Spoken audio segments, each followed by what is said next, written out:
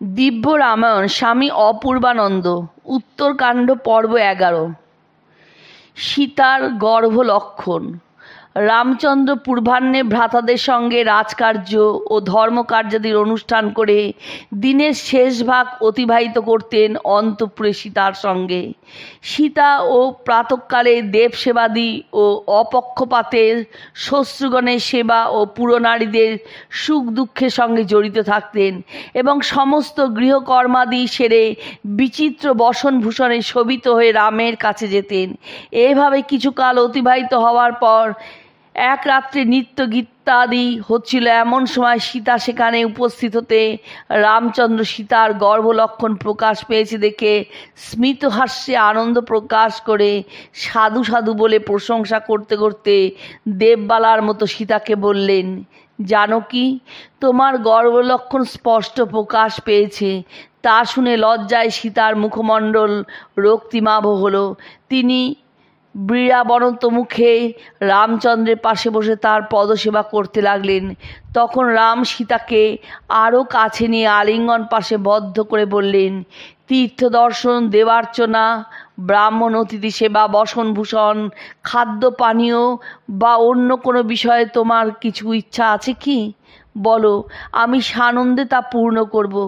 তখন বৈদেহী মৃদু হাস্য করে রামকে বললেন, হে রঘুনন্দন, পবিত্র তপবন দেখবার আমার খুব ইচ্ছা হয়েছে। দেব, ফলমূলাহারী, উগ্রতেজা, গঙ্গা তীরবর্তী ঋষিগণের চরণতলে বাস করতেও ইচ্ছা হয়। ঋষিপত্নীদের সুন্দর বস্ত্রালঙ্কার দিতেও আমার খুব আনন্দ হবে।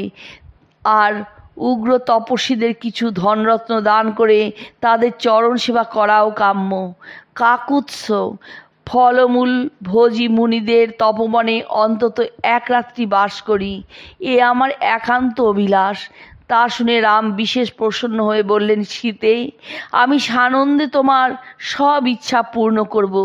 বৈদেহী, তুমি আশ্বস্ত হও, শীঘ্রই শুভ দিনে লক্ষণ তোমাকে তপবনে নিয়ে যাবে। তুমি প্রচুর ধনরত্ন ও বস্ত্রালঙ্কার সঙ্গে নিও ঋষিপত্নী ও ঋষিদের জন্য। কাকুৎস রাম জনক নন্দিনীকে এভাবে আশ্বস্ত করে লক্ষণকে সীতার তপবন দর্শনে যাবার ইচ্ছা জানিয়ে যথাযথ ব্যবস্থা করার কথা বললেন। সীতার তপবন দর্শনে যাত্রা। এক শুভদিন প্রভাতে লক্ষণ সুমন্ত্রকে বললেন, সারথে, রাজার আদেশ অনুসারে তুমি কতিপয় রথে শীঘ্রগামী অশ্ব যোজনা করো এবং রাজভবন হতে সীতাদেবীর পবিত্র আসন এনে রথে পেতে দাও। আমি মহারাজের আদেশ অনুসারে সীতাকে পুণ্যকর্মা মহর্ষিদের আশ্রমে নিয়ে যাব। অনন্তর অন্তঃপুরে গিয়ে লক্ষণ সীতাকে তপবন দর্শনে যাবার কথা বলাতে সীতা সানন্দে প্রস্তুত হলেন এবং প্রচুর বহুমূল্য বসন ও বিবিধ রত্নরাজি সঙ্গে নেবার উদ্যোগ করে বললেন, আমি মুনিপত্নীদের এসব আভরণ, মহামূল্য বসন এবং বহু ধন দান করব। সৌমিত্রী লক্ষণ তাই ধরে বলে কতিপয় অনুচরণীয় সহগামিনী সহ সীতাকে রথে আরোহণ করিয়ে দ্রুতগামী অশ্বযোজিত রথে যাত্রা করলেন। সীতা ও বাল্মীকির আশ্রম।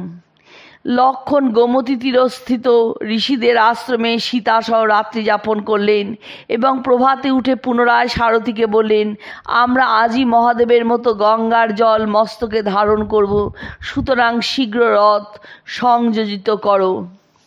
রথ প্রস্তুত হলে লক্ষণ সীতাসহ সকলকে নিয়ে রথে উঠলেন। মধ্যাহ্নে রথ গঙ্গা তীরে উপস্থিত হলে সকলে রথ থেকে নেমে গঙ্গা স্পর্শ ভক্তিভরে গঙ্গার পূজাদি সমাপন করে লক্ষণ নাবিকদের ডাকলেন। নৌকা সজ্জিত হয়েছে দেখে লক্ষণ পবিত্র গঙ্গার পরপারে বাল্মীকি আশ্রমে যাওয়ার জন্য সীতাসহ নৌকায় আরোহণ করলেন। সুসজ্জিত বৃহৎ নৌকা গঙ্গার পরপারে এলে নৌকা থেকে অবতরণ করে লক্ষণ সীতা প্রভৃতিকে নিয়ে সেই ঋষি সেবিত পবিত্র তপবনে উপস্থিত হলেন। মহাযশ মুনিপঙ্গব দ্বিজবর বাল্মীকি শিষ্য পরিবৃত হয়ে সীতা ও লক্ষ্মণকে সাদরে গ্রহণ করলেন। মুনিপত্নীরাও সীতাকে পেয়ে বিশেষ আনন্দিত হলেন। সীতা ও মুনিপত্নী ও মুনিদের বহুমূল্য বস্ত্রাদি ও ধনরত্নাদি দান ও ঋষিদের সেবা করে পরম উল্লসিত চিত্তে বাল্মীকির আশ্রমে কয়েকদিন বাস করে লক্ষ্মণ সহ অযোধ্যায় ফিরে এলেন।